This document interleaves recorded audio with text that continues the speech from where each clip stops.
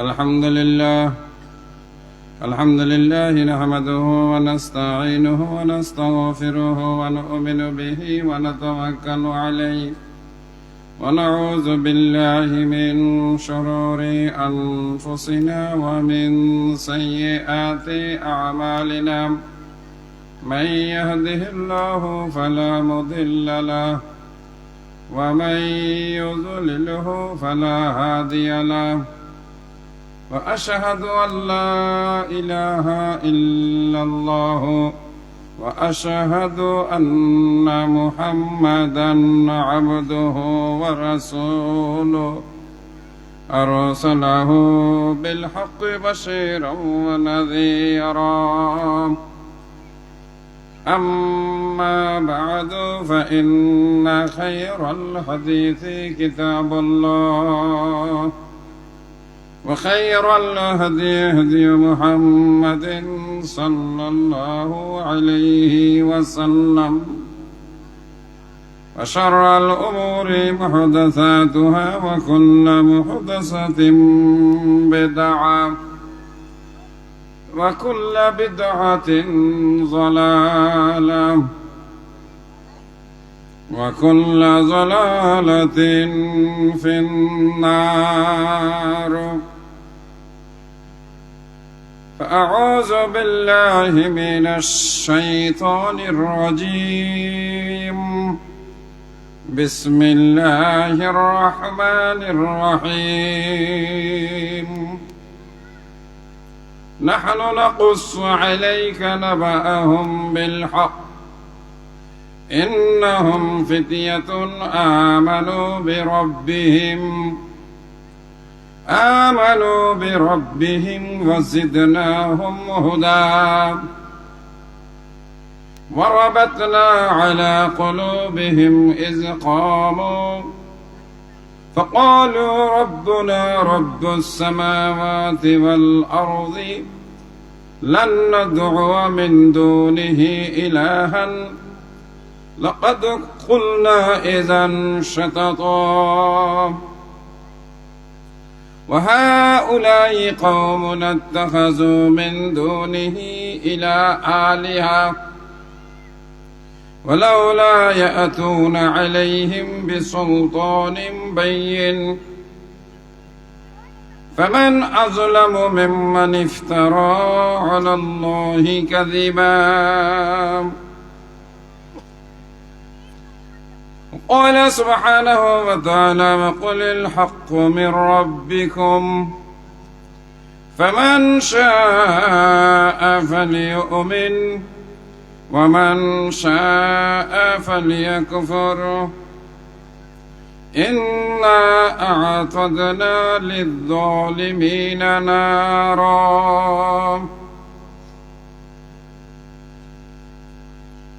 قال سبحانه وتعالى إن الذين آمنوا وعملوا الصالحات إنا لا نضيع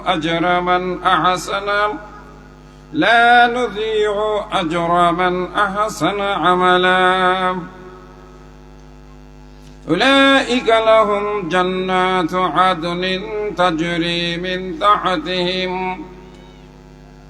من تحتهم الأنهار يحلون فيها من أساور من ذهب ويلبثون ثيابا خضرا من سندس واستبرق متكئين فيها على الأرائك نعم الثواب وحسنت مرتفقا وقال سبحانه وتعالى قل إنما أنا بشر مثلكم يوحى إلي أنما إلهكم إله واحد فمن كان يرجو لقاء ربه فليعمل عملا صالحا ولا يشرك بعبادة ربه أحدا وعن النبي صلى الله عليه وسلم قال كل أمتي يدخلون الجنة إلا من أبى قيل ومن يأبى قال فمن أطاعني فدخل الجنة ومن عصاني فقد أبى وقال النبي صلى الله عليه وسلم وشاب نشأ في عبادة الله وقال النبي صلى الله عليه وسلم أن تعبد الله كأنك تراه فإن لم تكن تراه فإنه يراك প্রশংসা করি আমি আল্লাহ তাআলার বিশ্বজাহান পয়দা হুকুমে জাহার ভূমণ্ডলের নভমণ্ডল করিয়া সৃজন মানুষকে সবার উপর দিলেন পজিশন সুখাদ্য দিলেন যে কত করিতে আর প্রশংসা করি আমি আল্লাহ তাআলার। সবাই মিলে একবার বলে নেই না আলহামদুলিল্লাহ। যাবতীয় প্রশংসা কার জন্য? কেন আল্লাহর প্রশংসা করব? খাওয়ায় কে? বাঁচায় রাখছেন কে? যে জমিনে বসে আছি জমিন কার? কেউ হয়তো বলবেন যে এটা আমাদের ঈদগার মাঠের জমিন, অথবা কেউ বলতে পারেন এটা আমার দাদার জমিন, আমার দলিল আছে। কার জমিন কে দলিল করে বসে রয়েছে? আবার এটা নিয়ে মারামারি কিলাকিলিও করে। কথা কি বেশি ভুল বললাম? জমিনের মালিক কে? আল্লাহ। অনেকেই বলতেছেন, আবার অনেকেই বলতেছেন না। যারা বলতেছেন না তারা কি চালাকি করতেছেন যে আল্লাহর নাম মুখে নিমু না? হ্যাঁ, তো অনেক জায়গায় চালাকি করলে বড় রকমের ঠকতে হয়। ব্যাপারটা যদি আল্লাহর সঙ্গে সম্পর্কিত হয়, বুঝতে পারছেন তো? একটা ঠোঁট নাড়াইয়েন, এই দুইটা ঠোঁট আল্লাহ পাক যত্ন করে সুন্দর করে মিষ্টি করে বানাইছেন। মহিলারা এই জন্য ঠোঁটের মধ্যে লিপস্টিক দেয়। বর্তমানে দু একজন বক্তাও আছে দেখছি ঠোঁটে মুখে লিপস্টিক লাগাই আওয়াজে আইলে আছে আছে। তারা গান গায়, নাচে, রং করে, ঢং করে। এদের কথা শোনার জন্য আবার পাবলিক ঘুমরি খাইয়া পড়ে। এই ছেলে পেলেরা দাঁড়াই আছো কে? ভিতরে এসে বসো। আমি দেশি মানুষ, সব জিনিস দেশি পছন্দ হইলো, বক্তা দেশি বেশি পছন্দ হয় না, বিদেশি টিদেশি হইলে পছন্দ হয়, তাই না? হ্যাঁ, যে যুবকের আয়োজন করেছো তারাও এসে পড়ো। এখন মেহমানদারি রেখে দাও, প্রধান বক্তাকে শোয়াই দাও বিশ্রামের জন্য ঘন্টাখানেক। একজন থাকো আর বাকিরা চলে আসো। আপনারা কি আছেন তো আমার সঙ্গে? ইনশাআল্লাহ। এই যে আমি তাদেরকে আসতে বললাম, এরা খাওয়াইবো, আয়োজন করব, দৌড়াদৌড়ি করব, কিন্তু ওয়াজে বইব না। কালকে আবার গপ্প করব যে আমরা ওয়াজের আয়োজন করছিলাম, সারা রাত ওয়াজ নিয়ে ব্যস্ত ছিলাম, ঘুমাইতে পারি নাই, নামাজও পড়ি নাই। এটা দিয়ে চলবো? যারা ওয়াজের আয়োজন করছে তাদের সামনের কাতারে থাকার দরকার না? কথা তো তাদের জন্য বলবো, তারা খাটাখাটনি করছে, পরিশ্রম করছে। এই যে সামিয়ানা, প্যান্ডেল, এগুলো একসাথে আয়োজন করতে লক্ষ টাকার উপরে, লক্ষ লক্ষ, লাখ 2 টাকা তো খরচ হয় একটা ওয়াজে। ছেলেরা চলে আসো। আমার কাছে কেমন জানি খুব ভালো লাগে নাই। মাগরিবের নামাজের কিছু পরেই তো চলে আসলাম। এই গজল, হামদ, এইটা সেটা আগ্রম বাগ্রম কইরা রাত 9টা বাজাইলে, বেলা ডুবে সোয়া 5টায়, মাগরিবের নামাজ 5:30টায়, 5:30, 6:30, 7:30, 8:30। এরপরে বক্তা উঠাইলেন শাইখ আব্দুল মালিককে 9টায়। আরো আগে থেকে আপনারাও আসতেন, আরো 2-4 জন যুবক বক্তা টাঙ্গাইলে কি আলিমুল আমার অভাব করছে? হ্যাঁ, তাহলে এই আয়োজনের খরচটা উঠে আসতো। 2 লাখ 2.5 লাখ টাকা খরচ করে বক্তৃতা শুনলেন 2-2.5 ঘন্টা, তাহলে ঘন্টায় খরচ গেল 1 লাখ টাকা। আপনারাও চালাকি করিয়া ঠকছেন, ঠিক না? টাকা ঠিকই খরচ হয়েছে। কথা কি বুঝাইতে পারছি? এখনো অনেকে বাইরে ঘোরাফেরা করতেছে, তাদের মতলব হইল আগে প্রধান বক্তা উঠুক। আগের বক্তারা কি কোরআন হাদিস থেকে কথা বলবে না? হ্যাঁ, আমরা প্রস্তুত তো? এই যে মাঝখানতে যেটা ফাঁকা ফাঁকা রয়ে গেছে, এটা তো হানাফি মাযহাবের নিয়ম। যারা হানাফি মাযহাবের আছেন তারা আবার মনে কষ্ট নিয়েন না, তারা নামাজে ওই ফাঁক ফাঁক হইয়া দাঁড়ায়, এটাই বললাম, অন্য কিছু না। নামাজে দুইজনের মাঝখানে ফাঁক রাইখা দাঁড়ানোটা সুন্নতের খিলাফ। আমাদের দেশে এটা বুঝায় বেয়াদবি। কেমনে বেয়াদবি? যে একজন বুড়া মানুষ দাঁড়াইছে, তার পাশে একজন যুবক ছেলে যদি পাও লাগাই দেয়, তো মুরব্বীর সাথে পাও লাগাইলে কি হইলো? বেয়াদবি। এটার আবার আমাদের দেশে পুষায় নেই, সালাম হাত দিয়া মুখ দা না দিয়া শ্বশুর বাড়ি গিয়া, বুঝলেন তো? নতুন নতুন সবাই তো শাড়ি পরা থাকে, শাশুড়িরও পায়ে ধরে সালাম করে, বাড়ির কাজের মেয়েরও চান্সে এও সালাম পাইয়া যায়, কি যেটা হারাম না জায়েজ। ফাঁকাগুলো বন্ধ করে নেন, এই পিছনের লোক যাতে বসতে পারে। একটু নড়েন, একটু নড়েন। হ্যাঁ, একটা মজবুত, এটাকে বলে খুঁটি গাড়া বসতে হয়। মাশাআল্লাহ, জিকিরে ফিকিরে আগাই আসেন, আমি পরিবেশটা তৈরি করে দিয়ে যাই।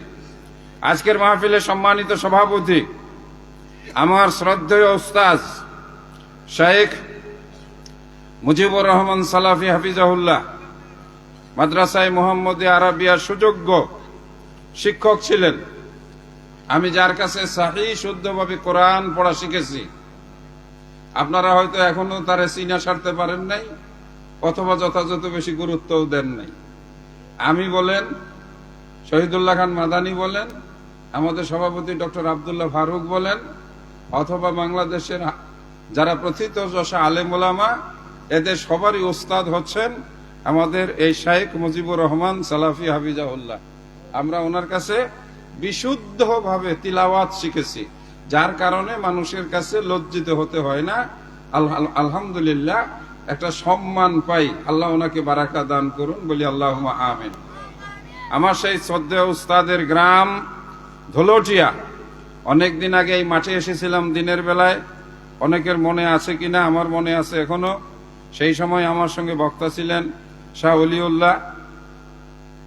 আজকে আলহামদুলিল্লাহ আবারও আসলাম, আমার সঙ্গে এবার আছেন শেখ ডক্টর ইমাম হুসাইন, জাতীয় বিশ্ববিদ্যালয়ের সম্মানিত সহকারী অধ্যাপক, এবং খুবই মূল্যবান গুরুত্বপূর্ণ আলোচনা শিরক ও বিদআতের উপরে করেন, যার দ্বারা আমরা আমাদের ঈমান, আমাদের আমলকে সহিভাবে শুদ্ধভাবে গঠন করে নিতে পারি। আমাদের সকলেরই এই নিয়ত হওয়া দরকার, ইন্নামাল আমালু বিন্নিয়াত। আমলের পুরস্কার দেওয়া হয় তার নিয়তের উপর। কে যে কি নিয়ত করে এসেছেন এটা আমরা জানি না, তবে এই মুহূর্তে একটু কাছাকাছি বসাই নিছে, এই পাশে দরজার কাছে মাঝখানে ফাঁকা আছে, আপনারা নড়লেন না, মানে কথা হইল বসছি যেখানে বসছি। আরেকটা বোঝা যায় যে দরজার কাছে থাকি, যাতে মুসকটা দিলেই দরজার বাইরে যাইতে পারি। কি কন? এরকম একটা ভাব যে বেশি মজা না লাগলে খালি দিক দিয়ে বাইরে চলে যাব। সামনে যারা আছে তাদের চক্ষু লজ্জা আছে, তো কেমনে যাই? আমরা কি প্রস্তুত? ইনশাআল্লাহ। তাহলে ছোটখাটো তাকবীর হয়ে যাক, লিল্লাহে তাকবীর, লিল্লাহে তাকবীর। এই দিক দিয়ে আওয়াজ কম হয়, লিল্লাহে তাকবীর। আল্লাহ পাক আমাদের মুখ দিয়েছেন, জবান দিয়েছেন, জিহ্বা দিয়েছেন, দুইটা ঠোঁট দিয়েছেন। মা বোনেরা শুনবেন, ঠোঁটে আপনারা লিপস্টিক লাগান, কোনো বাধা নাই, নিষেধ নাই। তবে আমি যতটুকু শুনেছি, বিদেশি কোম্পানির লিপস্টিকে শুকরের চর্বি থাকে। শুকর খুব ভালো জিনিস, তাই না? হ্যাঁ, ওইটা খালি প্রত্যেকদিন ভালো ভালো জিনিস খায়। শুকর দেখছেন তো? এই খাই কি, থাকে কই কি? ওরে দেখলেই তো বমি আনে। এই জন্যই আল্লাহ তাআলা মুসলমানের জন্য শুকর আরাম করেছেন। ওই শুকরের চর্বি দিয়ে কিন্তু ওই যে লিপস্টিক বানায়। এইটা আমাদের মহিলারা আবার খুব যত্ন করে ঠোঁটে লাগায়। আলহামদুলিল্লাহ। কি কব? নাউজুবিল্লাহ। আবার নাউজুবিল্লাহতে এইবার একবার কইছেন, এটার উপরেই মারতে হবে, যে টান দিলে ওটা ডবল হয়। এই ঠোঁটে লিপস্টিক লাগাই আবার মা বোনেরা পর পুরুষকে দেখায়, এইবার কি করবেন? ডবল নাউজুবিল্লাহ। হ্যাঁ, গুনার কাজ। আল্লাহ বলেন আমি তোমাকে দুই ঠোঁট দিলাম, আমি তোমাকে একটা জিহ্বা দিলাম। এটা কোরআন মাজিদে বলা আছে। উদ্দেশ্য হলো বান্দা তুমি আমাকে ডাকবে আমার নাম নিয়ে, আমার কাছে তোমার মনের কথাগুলো ব্যক্ত করবে, আমার কাছে তোমার চাওয়া পাওয়া বলবে। কথা বলবে কার সাথে? তার সাথে কম কথা বলা হয়, তাই না? যে নামাজ পড়ে না সে কি আল্লাহর সাথে কথা বলে? যে সুবহানাল্লাহ আলহামদুলিল্লাহ লা ইলাহা ইল্লাল্লাহ বলে না সে কি আল্লাহর সঙ্গে কথা বলে? সুবহানাল্লাহ, আল্লাহ তুমি পবিত্র মহান, আলহামদুলিল্লাহ আল্লাহ তোমার জন্য প্রশংসা, আল্লাহু আকবার তুমি হলে মহান, লা ইলাহা ইল্লাল্লাহ তুমি এক ও দ্বিতীয় কোনো শরীক নাই। নবী সাল্লাল্লাহু আলাইহি সাল্লাম 4 কালেমা শিখিয়ে গেছেন, সুবহানাল্লাহি ওয়াল হামদুলিল্লাহি ওয়া লা ইলাহা ইল্লাল্লাহু আল্লাহু আকবার। কথাগুলো ছোট ছোট কিন্তু আল্লাহর কাছে কথাগুলো বড় দামি দামি। এই যুবকেরা যারা আয়োজন করেছো তাদের মুখে থাকার জন্য বলে যাই, রাস্তায় চলছো আল্লাহর শুকরিয়া আদায় করে বলো আলহামদুলিল্লাহ, মোটর সাইকেলে উঠেছো চড়ার সময় বলো বিসমিল্লাহ, যখন ওই যে পিকআপ দিবে এইবার বলো তাওয়াক্কালতু আলাল্লাহ, যখন তুমি মোটর সাইকেল থেকে নামবে আল্লাহকে ধন্যবাদ, আল্লাহর প্রতি কৃতজ্ঞতা শুকরিয়া আদায় করে বলবে আলহামদুলিল্লাহ। ট্রাকের নিচে পড়লে আলহামদুলিল্লাহর সাথে ইন্না লিল্লাহি কইও কি পার আছে? এটা গল্প, হাদিস কোরআনে কোথাও নাই, তবে এটা জনশ্রুতিতে আছে, থাকলেও পারে না থাকলেও পারে। শেখ সাদি রহমতুল্লাহ আলাই, পারস্যের এক বিখ্যাত কবি শেখ সাদি, উনি এক বিল্ডিং এর নিচ দিয়ে যাচ্ছিলেন, উপরে থেকে ছাই ফেলাই দিছে। কি ফেলাইছে? ছাই ফেলাইছে। তখন শেখ সাদি রহমতুল্লাহ ছাই ঝাড়ে আর কয় আলহামদুলিল্লাহ আলহামদুলিল্লাহ আলহামদুলিল্লাহ। সাথে ছাত্র কয় হুজুর আপনার মাথা ঠিক আছে? বলে কে? বলে ছাই ফেলাইছে উপরে থেকে, আপনি রাগ করবেন, ইন্না লিল্লাহ পড়বেন, ধমক দিবেন, এইটা কি কোনো খুশির ব্যাপার হইল? আপনি মনে হইতেছে ছাই পাইয়া আপনার শরীরে ছাই ফেলাইছে, আপনি ছাই পাইয়া বুঝি খুব খুশি হয়েছেন? করে আরে বেটা আমি আলহামদুলিল্লাহ কইছি কি কারণে? ছাইয়ের মধ্যে আগুন ছিল না তাই। বেটা ছাইয়ের মধ্যে যদি আগুন থাকতো, তোরে নিয়ে আরো 10 জন নিয়ে যদি ইন্না লিল্লাহ করতাম, জান থাকতো। সে আলহামদুলিল্লাহ বলছে কি জন্য? ছায়ে কি ছিল না? মুসিবত থেকে বেঁচে গেছে। মোটর সাইকেল থেকে নামার পরে ভাব নিও না, মোটর সাইকেল থেকে নামার পরে বুকের শার্টের বোতাম খোলা আছে কিনা এটা দেখাইও না, বরং মাথা নত করে কার জন্য শুকরিয়া আদায় করে বলবে আলহামদুলিল্লাহ, আল্লাহ তোমার জন্য শুকরিয়া, তুমি আমাকে পৌঁছিয়ে দিয়েছো। বহুদিনের আগের ঘটনা, গাজীপুরে আমার এক ঘনিষ্ঠ ব্যক্তি ছিলেন, ঈমানে আমলে বড় ভালো মানুষ ছিলেন। গাজীপুর চৌরাস্তায় মসজিদ তৈরির কাজে তিনি বড় অবদান রেখেছিলেন। আমার সাথে তার ছিল গভীরতম বন্ধুত্ব ভালোবাসা, যেটা উখওয়াত ফিদ্দিন, ধর্মের দৃষ্টিতে ছিলাম আমরা দুইজন ভাই। এক মায়ের পেটে না থাকলেও এতই আন্তরিকতা ছিল। তার নিজের জীবনের গল্প। বিসমিল্লাহ বলে মোটর সাইকেলে উঠলাম, আমার অফিসে কাজের জন্য বের হলাম। প্রত্যেক দিন দোয়া বলি, দোয়া বলতে কখনো ভুল হয় না। যখন গাড়িতে স্টার্ট দিলাম, পিকআপ উঠালাম, গিয়ার ফেলালাম, আর তখনই আমি বলি তাওয়াক্কালতু আলাল্লাহ, আল্লাহ তোমার উপরে ভরসা করে চললাম। গাজীপুরের মির্জাপুরে একটা বাজার আছে, এখান থেকে বেরিয়ে ময়মনসিংহ রোডে তিনি বলছেন আমি উঠলাম, একটু বেখেয়াল ছিলাম, হঠাৎ করে দেখি সামনে একটা বিশাল ট্রাক এসে গেছে। আমি আর এদিক সেদিক কোনো কুল কিনারা পেলাম না, মুহূর্তের মধ্যে ট্রাকের একেবারে ভিতরে ঢুকে গেলাম। আমি কিছুই বুঝতে পারলাম না, ট্রাকের এই মাথা দিয়ে ঢুকে আমার শরীর ওই মাথা দিয়ে বের হয়ে গেল। আমার মোটর সাইকেলটি ট্রাকের চাকার নিচে পড়ে দুমড়ে মুচড়ে গেল। আমার শরীরের হাতে পায়ে কোথাও একটু ভাঙ্গে নাই, শুধু কোনোইতে হাঁটুতে একটু ছিলে গিয়েছিল। সে আমি এখনো বেঁচে আছি। ওই দিন আমি আল্লাহকে দেখেছি, আল্লাহ যেন আমাকে নিজের হাত দিয়া টান দিয়া উঠাইয়া দিছে। এই যুবক, দোয়ার বরকত আছে, দোয়ার বরকত আছে, দোয়া কবুল হয়।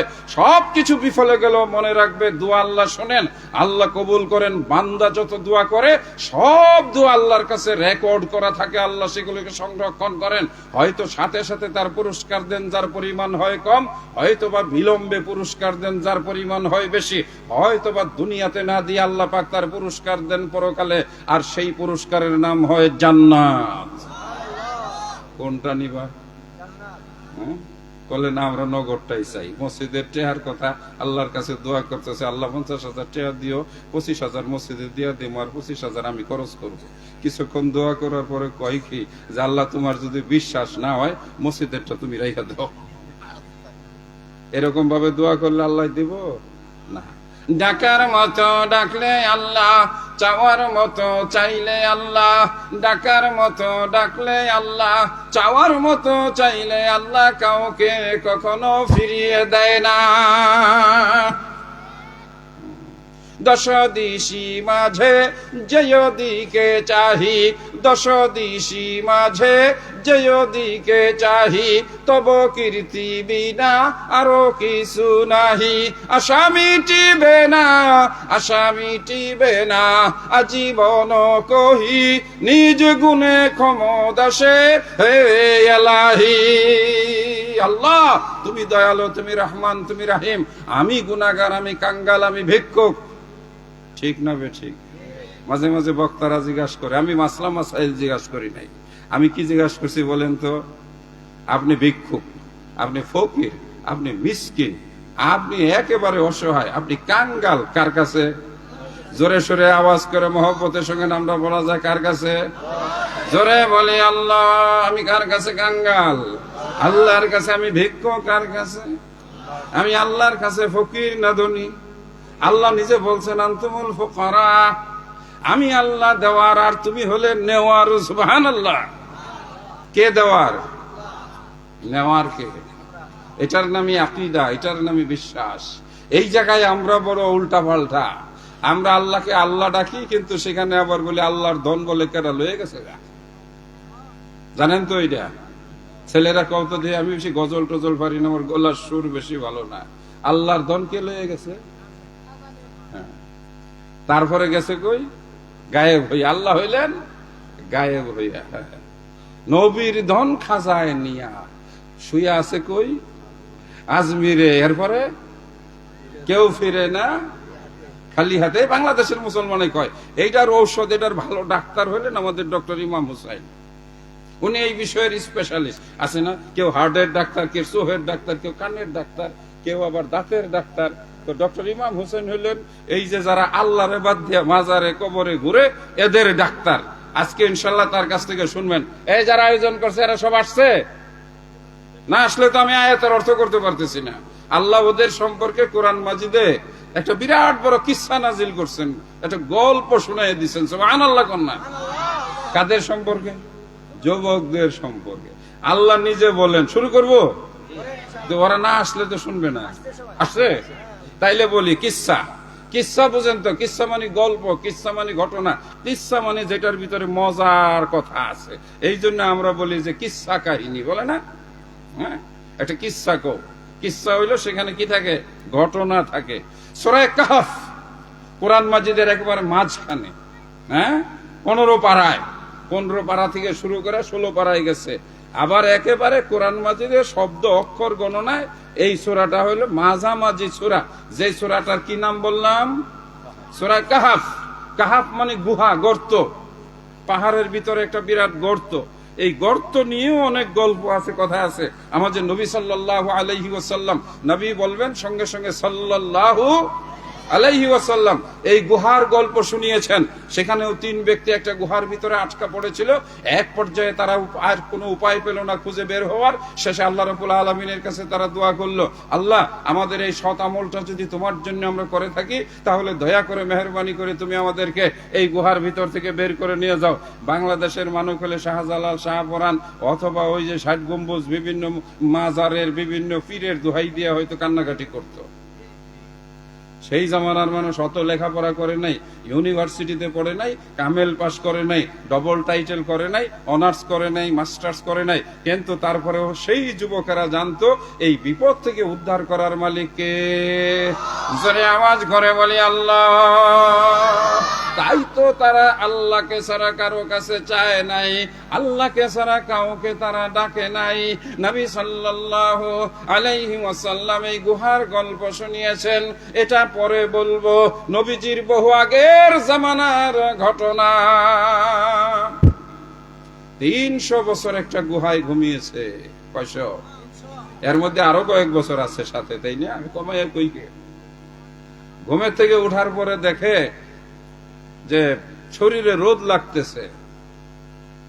একজন আরেকজনে বলে আমরা ঘুমাই পড়ছিলাম রে, একজন বলে কতক্ষণ ঘুমাইলাম, এই সামান্য কিছু সময়, ইয়াউমিন আও বা'দা ইয়াউমিন, একদিন অথবা তারও একটু কম। বাজারে গেছে টাকা নিয়ে, হ্যাঁ 100 বছর আগের যদি একটা 100 টাকার নোট নিয়ে কেউ বাজারে যান, 50 বছর আগে আমাদের দেশে 4 কোনাওয়ালা তামা যে পিতলেরই ছিল, 5 পয়সা ছিল না, হ্যাঁ কাঁচা টাকা ছিল। পাকিস্তান আমলে সেই পাকিস্তান লেখা কাগজ টাকা ছিল। এইগুলো এখন বাজারে নিয়ে গেলে দোকানদারের দিলে নিবে, বলবে যে হুজুর এই টাকা তো, এইটা বাংলাদেশের টাকা না, এইটা তো এখন চলে না। ওই লোকগুলো এরকম কিছু এই টাকা পয়সা নিয়ে বাজারে গেল খাবার কেনার জন্য, খাবার গ্রহণ করার পরে টাকা দিছে, টাকা দেখে একবার মুখে তাকায়, আবার এদের দিকে তাকায়, এই টাকা তো 200-300 বছর আগের, পাইলো কোথায়? এরা বলে কি হয়েছে ভাই? বলে আপনি টাকা পাইছেন কই আগে সেটা কোন? বলে কেন, এটা আমাদের পকেটে ছিল। বলে কোন কি, কেমনে থাকে আপনার পকেটে? এই টাকা তো 300 বছর আগের। 300 বছর! বাজার থেকে ঘুরে এসে কয়, বন্ধুরা এই গর্তের ভিতরে চলে গেছে আমাদের জীবনের 309 বছর। বলি না সুবহানাল্লাহ। এই গল্পটা স্বয়ং আল্লাহ শুনিয়েছেন সূরা কাহাফের ভিতরে। সূরা কাহাফ যেহেতু শব্দটা আসছে একটু আগা নেই, দাজ্জাল দাজ্জাল দাজ্জাল, ভয়ানক ভয়ানক, কিয়ামতের আগের এক বিপদ। কিয়ামতের আগে অরিজিনাল দাজ্জাল আসবে, আসল দাজ্জাল আবির্ভূত হবে। ও আল্লাহর বান্দারা, কিয়ামত মনে হয় খুব বেশি দূরে নাই। গত জুমার জুমার আগে দিয়ে একখানা ঝাঁকুনি দিয়েছে নরসিংদী এলাকায় যার উৎপত্তি হয়েছিল। সেই ঝাঁকুনিতে বাঙালি কেমন করে দৌড়াদৌড়ি করে কিছুটা দেখেছিলাম। নিজের সন্তানকে ফেলে রেখে 5 তলা বিল্ডিং এর সিঁড়ি বেয়ে বাবা নেমে গেছে।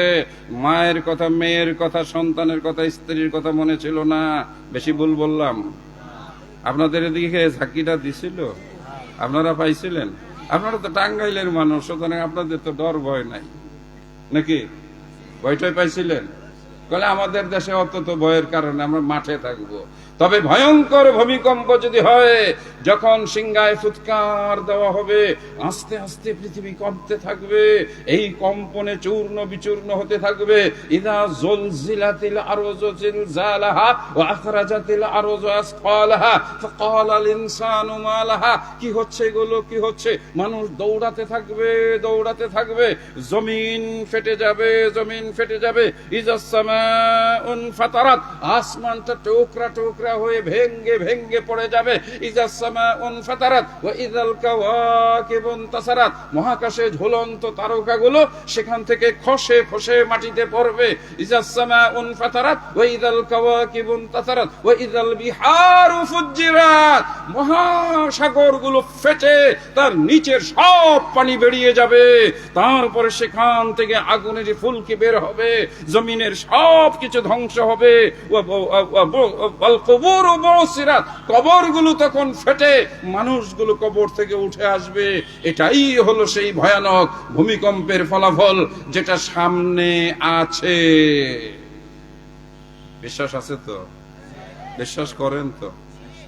হ্যাঁ, এবারের ভূমিকম্পের মাত্রা কত ছিল? 5.7, 6ও হয় নাই। জাপানিরা এটারে কোনো ভূমিকম্পের মধ্যেই গণনা করে না, কারণ জাপানে সবচেয়ে বেশি ভূমিকম্প হয়। হ্যাঁ, সেই জন্য তাদের ঘর বাড়িগুলো ওইরকম ভাবেই বানায় যাতে ভূমিকম্পে ভেঙে না পড়ে। আর আমাদের বাংলাদেশে ওইরকম কোনো ভূমিকম্প হয় নাই পূর্বে। মুরব্বীরা বলেন যে এই ধরনের ঝাঁকুনি আমার 60-65 বছর 70 বছরে কোনোদিনই পাই নাই। আমার কাছে তো মনে হচ্ছিল শুক্রবারে আলেম উলামারা বলে কিয়ামত হয়ে যাবে, যে কিয়ামত কি শুরু হয়েই গেল কিনা জুমার নামাজের আগে দিয়া। তবে আল্লাহ সুবহানাহু ওয়া তাআলা বড় দয়ালু, বড় মেহেরবান, সম্ভবত তিনি জমিনকে হুকুম করেছেন থাম। বিশ্বাস হয় না? হ্যাঁ, এই ঝাঁকুনি থামাইছেন কে? ও যদি খালি ঝাঁকুনি দিতেই থাকতো, বাড়ি ঘর দালান কোটা কিছু থাকতো, আমাদের অস্তিত্ব থাকতো, তবে হ্যাঁ, একদিন ঠিকই কিয়ামত হবে, একদিন ঠিকই কিয়ামত হবে। নবী সাল্লাল্লাহু আলাইহি ওয়াসাল্লাম কতগুলো পাপের কথা বলেছেন। যুবকদের বাসানোর অর্থ হলো, আমি একদল যুবকদের গল্প করব। ওই দেশে পাপে সয়লাভ হয়ে গিয়েছিল। ঈমান ছিল না, মানুষের ভিতরে সততা ছিল না, মানুষের ভিতরে পরহেজগারি ছিল না, আল্লাহকে তারা বিশ্বাস করত না, বরং তারা শিরকের মধ্যে নিমজ্জিত হয়ে গেছিল। মানুষকে তারা ঠকাতো, মানুষের সঙ্গে প্রতারণা করত। ওই দেশের বাদশাহ জালেম ছিল, সে নিজেও কাফের ছিল। কতিপয় যুবক ছেলে কোরআন মাজিদে তাদের গল্প আসছে। তারা 3 জন, কেউ বলেছেন তাদের সঙ্গে একটা কুকুর ছিল। তারা 5 জন ছিলেন, কেউ বলেছে তাদের সঙ্গে একটা কুকুর ছিল। 7 জন ছিল, কেউ বলেছে একটা কুকুর সাথে ছিল। এই ছিল তাদের সংখ্যা। 3 জন, 5 জন, 7 জন, যাই হোক না কেন, সঠিক সংখ্যা একমাত্র আল্লাহ পাক জানে। তারা ঈমান এনেছিল কার উপর? জোরে আওয়াজ করে বলে আল্লাহ। ঈমান বড় মূল্যবান। হে ধুলটিয়া আদর্শ যুব সমাজ ও প্রবাসী যুবকেরা, যারা আপনারা ওয়াজের আয়োজন করেছেন, আমি আপনাদেরকে অভিনন্দন এবং মোবারকবাদ জানাই। এই জামানায় সহি হাদিসের, সহি আকীদার আলোচনার বড় প্রয়োজন। ওয়াজের নামে শিরকি আলোচনা হয়, ওয়াজের নামে বেদাতির প্রশিক্ষণ দেওয়া হয়, ওয়াজের নামে গান বাজনা হয়, ওয়াজের নামে বাউল ফাউলের আলোচনা করা হয়, ওয়াজের নামে বসেন নামেও জিকির করা হয়। আছে না? হ্যাঁ, সেই জামানায় আপনারা কোরআন এবং সহিহ হাদিসের আলোচনার আয়োজন করেছেন। প্রখ্যাত বিখ্যাত গবেষক আলেমদেরকে দাওয়াত দিয়েছেন, আলহামদুলিল্লাহ। আমার আগে যিনি বক্তব্য রেখে গেলেন, আপনাদের এই কাছাকাছি যেটা ওই যে কি গোপালপুর কামিল মাদ্রাসার সম্মানিত ভারপ্রাপ্ত প্রিন্সিপাল জনাব শেখ আব্দুল মালিক মাদানী, মদিনা থেকে ফারেক, যাদের আকীদা এবং আমল বড় বিশুদ্ধ। আর ডক্টর ইমাম হুসাইনের কথা তো একটু আগেই বললাম। এছাড়াও আছে অন্যান্য উলামায়ে কেরাম, অনেকের নাম দেখছি। আজকের মাহফিলের প্রধান অতিথি ছিলেন জনাব মোহাম্মদ মাহবুব হোসেন তালুকদার বুলবুল, লন্ডনের প্রবাসী। সম্মানিত অতিথি ছিলেন জনাব মুজাম্মল হোসেন তালুকদার, উদ্বোধক জনাব ইয়াসিন আলী। বিশেষ অতিথির তালিকায় অনেকের নাম দেখছি। আমি সকলের পরে সম্মান রেখে উপস্থিত সম্মানিত সুধীবৃন্দ, যুবক ভাইরা, পর্দার অন্তরালের মা ও বোনেরা, বিশুদ্ধ নিয়ত, অন্তরের পরিশুদ্ধতা, তাকওয়া অর্জনের লক্ষ্যে নিজেকে আল্লাহ সুবহানাহু ওয়া তাআলার নিকট আত্মসমর্পণের উদ্দেশ্যে আমরা সর্বোচ্চ 2 থেকে 2.5 ঘন্টা সময় দেব। এইটুকু আমরা স্যাক্রিফাইস করব আল্লাহ সুবহানাহু ওয়া তাআলার কোরআনের কথা শোনার জন্য। আল্লাহ আমাদেরকে কবুল করুন। সবাই মিলে জোরে সোরে বলি আমিন। কতক্ষণ সময় বললাম? সর্বোচ্চ 2.5 ঘন্টা। আমি হয়তো আর ঘন্টাখানেক কথা বলবো, অথবা তারও কম। যখনই আমাকে সিগন্যাল দেবে তখনই শেষ করব। এরপরে শায়েখ ডক্টর ইমাম হুসাইন আপনাদের গুরুত্বপূর্ণ বিষয় নিয়ে আসবেন ইনশাআল্লাহ। তার আগে যুবক, আপনাদের উদ্দেশ্যে কথা বলার জন্য আমাকে অনুরোধ করা হয়েছে। আমি যখন এই চেয়ারে বসা, আর ইনি যখন বলছেন আপনি যুবকদের উদ্দেশ্যে বলবেন, আমি এখন হয়ে গেছে বুড়াদের কাতারের লোক। কথা ঠিক না ঠিক? বুড়ারে কয় যুবকদের ওয়াজ শোনানোর জন্য। আমার আগে গেল এক যুবক বক্তা, পরেও যিনি আসতেছেন মোটামুটি বয়সের দিক থেকে আমরা একই ইউনিভার্সিটিতে পড়াশোনা করছি, ইসলামিক ইউনিভার্সিটি কুষ্টিয়া। আমি ছিলাম প্রথম ব্যাচের, ওনার অবশ্য অনেক পরের, আলহামদুলিল্লাহ। তো উনি পড়াশোনা করেছেন একই ইউনিভার্সিটি, সেই হিসাবে আমার ছোট ভাই, আলহামদুলিল্লাহ। শিক্ষকতা পেশায় উনিও আছেন, আমিও আছি। তো এই যুবকদেরকে না দিয়া আমাকে দিছে যুবকদের কথা শোনানোর জন্য। তবে হ্যাঁ, একদিন আমি যুবক ছিলাম, এটা সত্য তো নাকি? মনে পড়ে যায়, একদিন আমিও কি ছিলাম? যুবক ছিলাম। আমার শরীরের উপর দিয়েও, আমার জীবনের উপর দিয়েও যুবকের যৌবন নামে একটা ঝড় তুফান, একটা সাগরের ঢেউ বলি, নদীর স্রোত বলি বয়ে গেছে। তবে ইদানিং মনে হচ্ছে যেন আগের মতো নাই। তার মানে হলো এসেছিল, আবার যেন চলেও যাচ্ছে। চেষ্টা করতেছি ধরে রাখার জন্য। মাঝে মাঝে আঙ্গুর, আপেল, বেদানা, খেজুর, কিশমিশ 2-4 টুকরা বাড়াইয়া খাই যুবক থাকার জন্য। কিন্তু 1 সপ্তাহ ওয়াজের পরে আয়নার সামনে যখন দাঁড়াই, আগের চেহারা যেন আরো ডাউন হয়। কথা কি ঠিক না বেঠে? না, ভাঙ্গা আর জোড়া লাগে না, সময় গেলে আর কি জানি বলে পাওয়া যায় না। আমি ওইটা বলতে চাই না। হ্যাঁ, যৌবন শরীরে ছিল না, যৌবন এসেছে। যৌবন কে যেন দিয়েছে, কে যেন আপনার আমার শরীরে যৌবন দিয়েছে। তাহলে যৌবন এটা আমার নিজের কোনো সম্পদ না, এটা আমার বাপেও আমাকে দেয় নাই। বাপে হয়তো কিছু জায়গা জমি বাড়ি ঘরের কিছু আসবাবপত্র খাট চেয়ার টেবিল রেখে যাবে, কিন্তু বাপজান আমার শরীরের ভিতরে যৌবন নামক জিনিসটা দিতে পারে না। এই মেয়ে, তুমি কি কথা শুনছো? তাহলে কান খুলে শোনো। তোমার শরীরে, তোমার চেহারায় যে লাবণ্য, যে মাধুর্য, যে সৌন্দর্য, তোমার যে রূপের ঝিলিক, যেই রূপ আর সৌন্দর্য পেয়ে তুমি এখন পরপুরুষের সঙ্গে হাসো, তুমি তোমার শরীর দেখিয়ে অপরকে বিনোদন দেওয়ার চেষ্টা করো। এই মেয়ে, তুমি মনে করো তুমি যেন কি হয়ে গেছো, ধরাকে সরাগ করো। আমরা দুজনে উত্তরা ঢাকার কাছে থাকি, এখানকার মেয়েদের পোশাক আশাক দেখলে বড় অবাক হতে হয়।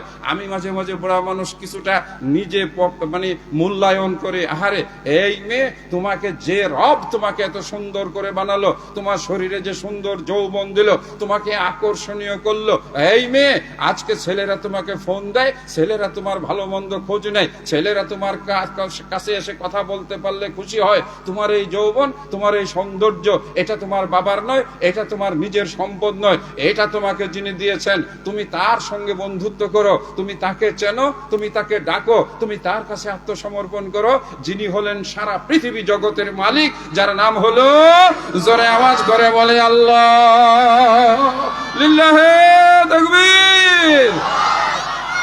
মেয়েদের কথা বললাম, মেয়েরা, যৌবন তোমার থাকবে না। তুমি দেখো, তোমার দাদি তোমার চাইতে আরো বেশি সুন্দরী ছিল। একবার চোখ বন্ধ করে দেখো, তোমার দাদি যখন যৌবনের একেবারে পরিপূর্ণ পুষ্ট, তখন তাকে কেমন দেখা যেত, তোমার চাইতে অনেক রূপসী, অনেক লাবণ্যময়ী ছিল। আজকে দাদির দিকে কেউ তাকায় না, কারণ যিনি দিয়েছিলেন আবার তিনি ফিরিয়ে নিয়েছেন। মাঝখানে একটা গল্প তৈরি হলো, যৌবন পেয়েছিলে, যৌবনে তুমি কি করলে, এটার উপরে তোমাকে একদিন দাঁড়াতে হবে। কি হিসাবে? আসামি হয়ে স্বয়ং বিচারের আসনে বসবেন আল্লাহ সুবহানাহু ওয়া তাআলা। অতঃপর ঘোষণা দেওয়া হবে, হে আদমের সন্তান, হে আদমের সন্তান, পা নড়বে না যতক্ষণ পর্যন্ত না তুমি 5 প্রশ্নের জবাব দিতে পারবে। তোমাকে যৌবন দেওয়া হয়েছিল, সেই যৌবন তুমি কোন পথে ব্যয় করেছো। আলহামদুলিল্লাহ, আজকের মাহফিলের আয়োজনকারীরা বলতে পারবে, আল্লাহ, আমরাই ডক্টর ইমাম হোসেন আর ডক্টর আহমদুল্লাহরে দিয়া ওয়াজের ব্যবস্থা করছিলাম। পারবে না বলতে? হ্যাঁ, ইনশাআল্লাহ। এটা ওসিলা আল্লাহকে খুশি করে। আল্লাহ, আমার এলাকাবাসীকে কোরআনের দাওয়াত, সহিহ হাদিসের কথা শোনানোর জন্য আমরা একটা ওয়াজের আয়োজন করেছিলাম, তবে আমরা ওয়াজ শুনি নাই, আমরা খালি কাজে ব্যস্ত ছিলাম। এটা বললে কি আল্লাহ খুশি হবে? যুবক, আমি তোমাদেরকে বলবো, যৌবন একবারই জীবনে আসে, এই সময়ই তোমার জীবনে বড় মূল্যবান। আল্লাহ রাব্বুল আলামিন এই গল্প শুনিয়েছেন নিজে সূরা কাহাফের ভিতরে। এই সেই সূরা, আপনি যদি জুমার দিনে এই সূরাটি পূর্ণাঙ্গ পাঠ করতে পারেন, আল্লাহ রাব্বুল আলামিন আপনাকে 2টো নূর দান করবেন। এই 2টো নূরের দ্বারা আপনি হক এবং বাতিল, সত্য এবং মিথ্যা, ভালো এবং মন্দ, শয়তানকে, প্রতারককে, ধোঁকাবাজকে, কে ক্ষতিকারক, এই জিনিস আপনি বুঝতে পারবেন, চিনতে পারবেন। এই আল্লাহর বান্দারা, কোরআন পড়ো, কোরআন পড়ো, কোরআন দিয়ে জীবন গড়ো, কোরআন দিয়ে জীবন গড়ো। আল্লাহ পাক কোরআন মাজিদে বলেন, লিতুখরিজান নাসা মিনাদ দুলুমাতি ইলান নূর। যারা কোরআন পড়ে, যারা কোরআন পড়ে, যারা কোরআন অনুসরণ করে, আল্লাহ বলেন, আমি তো তাদের জন্যই কোরআন নাজিল করলাম। এই কোরআন তাদেরকে অন্ধকার থেকে বের করে নিয়ে আসবে। এরা আলোতে চলবে, এরা অন্ধকার তাদের ভিতর থেকে দূর হয়ে যাবে, এরা পথ পাবে, এরা হেদায়েত পাবে, এরা কল্যাণের পথে পরিচালিত হবে, কেউ তাদের ক্ষতি করতে পারবে না। হে যুবক, তোমাদের জন্য আলোচনার এই আমার ভূমিকার অংশে বলবো, তুমি কোরআন পড়ো, কোরআন দিয়ে জীবন গড়ো। কোরআন তোমার জন্য আলোকবর্তিকা, নূরুন আলা নূর। এটাই স্তরে স্তরে সাজানো আল্লাহ রাব্বুল আলামিনের নূর। এই নূর তোমার হৃদয়কে আলোকিত করবে। তুমি দামি মানুষ হবে, তুমি নামী মানুষ হবে, তুমি সমাজে প্রতিষ্ঠিত হবে, তোমার মর্যাদা বাড়বে। এটা আমার মুখের কথা নয়, এটা আমার মুখের কথা নয়, স্বয়ং বিশ্বনবী মুহাম্মদুর রাসূলুল্লাহ সাল্লাল্লাহু আলাইহি ওয়াসাল্লাম বলেন, তোমাদের মধ্যে সর্বোত্তম ওই ব্যক্তি, তোমাদের মধ্যে সেরা ওই ব্যক্তি, খায়রুকুম মান তাআল্লামাল কুরআনা ওয়া আল্লামা। যেই ব্যক্তি কোরআন শিখে, কোরআন পড়ে, কোরআন পড়ায়, যেই ব্যক্তি কোরআন শিখে, কোরআন পড়ে, কোরআন মানে কোরআনের দ্বারা পরিচালিত হয়, সেই ব্যক্তিই তোমাদের সমাজে মানুষের মধ্যে সবচেয়ে মর্যাদাবান মানুষ। যে ব্যক্তি শুধু সূরা কাহফ জুমার দিনে তেলাওয়াত করবে পুরাটা, আল্লাহ রাব্বুল আলামিন তাকে দুটো নূর দান করবেন। নূর মানে হলো আলোকবর্তিকা। অন্ধকার রাত্রে চলার জন্য যদি আপনার কাছে একটা টর্চ লাইট থাকে, আপনার চলতে কোনো অসুবিধা হবে? আপনি রাস্তা দেখবেন না? সাপ থাকলে, গর্ত থাকলে আপনি সব দেখবেন। আপনার নূর নাই, আপনি অন্ধকারে আছেন, আপনি কোথায় পড়বেন তার কোনো খবর নাই। বাংলাদেশে অনেকগুলো ধর্মীয় সংস্থা আছে, দাওয়াতি সংগঠন আছে, যারা বিভিন্ন বানাওয়াট কিতাব পড়ে, উদাহরণ না দিলে বুঝবেন না। ফাজাইলে আমলের কিতাব পড়ে, কিন্তু তারা ফজরের পরে কোরআন তিলাওয়াত করে না, তারা নবীর হাদিস পড়ে না, ফাজাইলের বানাওয়াট গল্প কাহিনী পড়ে। প্রকারান্তরে তারা ইমানে হয় দুর্বল আর আমলে হয় বেদাতি। কথা বলেন, ভুল বলেছি না ঠিক বলেছি? এ আল্লাহর বান্দারা, যদি তুমি সঠিক পথে চলতে চাও, আল্লাহ কোরআন মাজিদে বলেন, আমি কোরআন নাজিল করেছি হুদাল্লিন নাস হুদাল্লিল মুত্তাকিন। এই কোরআন পড়লে হে মানুষেরা তুমি মুত্তাকি হবে, হেদায়েত পাবে। হে মানব মণ্ডলী তুমি হেদায়েত পাবে, তুমি কোরআন পাবে। গর্তের সূরা কাহফের সূরা, যেই গর্তের ভিতরে আশ্রয় নিয়েছিলেন কয়েক যুবক, যেই যুবকদের কিসসা, যেই যুবকদের গল্প স্বয়ং আল্লাহ বলেছেন। আল্লাহ কিভাবে শুরু করেছেন আপনারা একটু শুনুন। যুবকদের উদ্দেশ্যে বক্তব্য। এই সূরার ভিতরেই আরো এক যুবকের কাহিনী আছে, গল্প আছে। এই সব গল্প হয়তো একদিনে বলা যাবে না, কিছুটা কিছুটা শুধু যুবকদের উদ্দেশ্যে এই সূরার ভিতরেই থাকবো। সর্বশেষ এই সূরাটির একেবারে শেষ আয়াতের ভিতরে একটা সুখবর আছে। এ যুবকেরা, আমার সম্মানিত মুরব্বীগণ এবং পর্দার আড়ালের মা ও বোনেরা, এই সূরার শেষের আয়াতে রব্বুল আলামিন এই কথা বলেছেন, ফামান সেই বল ইন্নামা আনা বাশারুম মিসলুকুম। এটার পরে শেষের অংশে রব্বুল আলামিন বলেন, তোমাদের মধ্যে যেই ব্যক্তি আল্লাহর সাক্ষাৎ চায়, ইয়ারজু লিকা রাব্বিহি, যেই ব্যক্তি আল্লাহকে দেখতে চায়, আল্লাহ দেখতে কেমন? ওগো আল্লাহ, তুমি আমাকে বানিয়েছো, দুনিয়াতে পাঠিয়েছো, দুটো চোখ দিয়েছো, তুমি সত্য, তবে চোখের মধ্যে তুমি ওই পরিমাণ শক্তি দাও নাই যেই শক্তি দিয়ে আমরা আল্লাহ তোমাকে দেখতে পাবো। তুমি মহান, তুমি মহিয়ান, তোমার সেই আরশে যদি সারা পৃথিবী বেষ্টন করে থাকে, ওয়াসিআ কুরসিয়ুহুস সামাওয়াতি ওয়াল আরদে। বড় দুর্ভাগ্য বাংলাদেশের মুসলমান আলেমরা শেখায় আল্লাহ নাকি মানুষের ঘরে ঘরে এসে বেড়ায়। যারা বলেন নাউজুবিল্লাহ, কলে আল্লাহ কোথায়? বলে যে আল্লাহ সব জায়গায়। তাহলে আমাদের বাথরুমে আছে, টয়লেটে আছে, সব জায়গায় আছে, তাই না? আল্লাহ রাব্বুল আলামিন এত ক্ষুদ্র জিনিস। আবার কেউ কয় বলে যে মুমিনের কলবের ভিতরেই নাকি আল্লাহ আরশ নিয়ে বসে আছে। জোরে বলেন নাউজুবিল্লাহ। আল্লাহ নিজে কোরআন মাজিদে বলেন, আর রহমান ওয়া আলাল আরশি ইসতাওয়া। আল্লাহ আরশের উপরে কেমন আছেন, কিভাবে আছেন আমরা জানি না, তবে সেটাই হলো তার জগৎ। ছোট্ট আয়াতটা হয়ে গেল আয়াতুল কুরসি, মানে আসনের আয়াত। ওই ছোট্ট আয়াতের মর্যাদা বেড়ে গেল এতটাই, ঘুমানোর আগে যদি কোনো মানুষ আয়াতটা পড়ে ঘুমায়, একজন পাহারাদার তার মাথার কাছে নিয়োজিত হয়ে যায়। কোন মানুষ যদি ফরজ নামাজের পরে ওই আয়াতটা পাঠ করে, মৃত্যুটা ছাড়া তার জান্নাতে যাওয়ার বাকি থাকে না। আয়াতটার নাম আয়াতুল কুরসি। মুখস্থ আছে তো সবার? তো এটার ভেতরে কি বলা আছে? কুরসি। কার কুরসি? কুরসি মানে আসন, কুরসি মানে চেয়ার, কুরসি মানে বসার একটা বিষয়, তাই না? অবস্থান করার। এটা কার কুরসি সম্বন্ধে বলা হয়েছে? আল্লাহর। আল্লাহ বলেন আল্লাহর কুরসি যেটা আসমান জমিনকে বেষ্টন করে আছে। যদি উদাহরণ দিয়ে বুঝাই, আল্লাহর বিষয়ে কোনো উদাহরণ দেওয়াও চলে না। তারপরে এটাকে মানে অরিজিনাল হিসাবে নেবেন না। ছোট একটা বল যদি আপনি হাতের তালুতে নেন, আপনার হাত বড় না বল বড়? ছোট একটা বল বা মার্বেল আপনি হাতের তালুতে নিলেন, তারপরে যদি এইভাবে ওইটাকে ধরেন, আপনার বল ছোট, মার্বেলটা ছোট না হাতটা বড়? হাত কতটুক বড়? অনেক বড়। আজানে সেই জন্য মুয়াজ্জিন বলে আল্লাহু আকবার, আল্লাহ তুমিই বড়, তোমার চাইতে বড় আর কিছু নেই। আল্লাহু আকবার, তুমি মহান, তুমি মহিয়ান, তোমার চাইতে মহান আর কেউ নেই। এই জন্য আল্লাহু আকবারের দাম কত আপনারা কি জানেন? তাকবীরাতুন ওয়াহিদাতুন খায়রুম মিনাদ দুনিয়া ওয়া মা ফিহা। একটা তাকবীর, একবার আল্লাহু আকবার বলা মানে আসমান জমিনটা যদি আপনি আল্লাহর রাস্তায় দান করে দেন, আল্লাহ যতটা না খুশি হবে। আপনি যদি আল্লাহু আকবার বলে আল্লাহর নামটাকে উচ্চ করে বলন্দ করে বলেন, আল্লাহ আরশে আজিম থেকে ডাক দেয়া বলবে, বান্দারে তোর মুখের আল্লাহু আকবার শুনে আমি আল্লাহ আসমান জমিন দিয়ে দেওয়ার চাইতে বেশি খুশি হয়ে গেছি। এইবার তাহলে আওয়াজ করে বলেন আল্লাহু আকবার, আল্লাহু আকবার। মুয়াজ্জিন আযান দিলে বলে আল্লাহু আকবার, আল্লাহু আকবার। ইকামত দেওয়ার সময় বলে আল্লাহু আকবার, আল্লাহু আকবার। গরু খাসি জবাই করার সময় বলে বিসমিল্লাহ, আল্লাহু আকবার। ঈদের মাঠে যাওয়ার সময় মুসল্লি বলে আল্লাহু আকবার, আল্লাহু আকবার। লা ইলাহা ইল্লাল্লাহু, আল্লাহু আকবার, আল্লাহু আকবার ওয়ালিল্লাহিল হামদ। একটু বুঝো, একটু চিন্তা করো, এতবার কেন আল্লাহু আকবার বলতে হয়? আল্লাহ সবচাইতে মহান, আল্লাহ সবচাইতে বড়। দুর্ভাগ্য বাংলাদেশে আল্লাহকে একেবারে ছোট একটা, ওই যে সেই ঘরে ঘরে একেবারে কলবের ভিতরে এনে ভরে ফেলেছে। জোরে বলি নাউজুবিল্লাহ। এটাই আকীদা। আমরা যারা সহি আকীদার লোক, আল্লাহ কোথায়? আরবের একজন বেদুইন যাযাবরের একেবারে একজন, ওই যে সেই যাকে বলা হয় কৃতদাসী, তাকে রাসূল জিজ্ঞাসা করেছিলেন, সে ঈমান এনেছিল।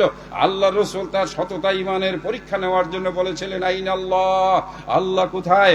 ওই অশিক্ষিত মেয়েটি হাতের আঙ্গুলে ইশারা করে বলেছে এই দিকে উপরে। আমাদের বাংলাদেশের আলেমরা যারা বলে আল্লাহ সর্বত্র বিরাজমান, তারাও কিন্তু তারা আমলের মধ্যে বুঝায় আল্লাহ উপরে।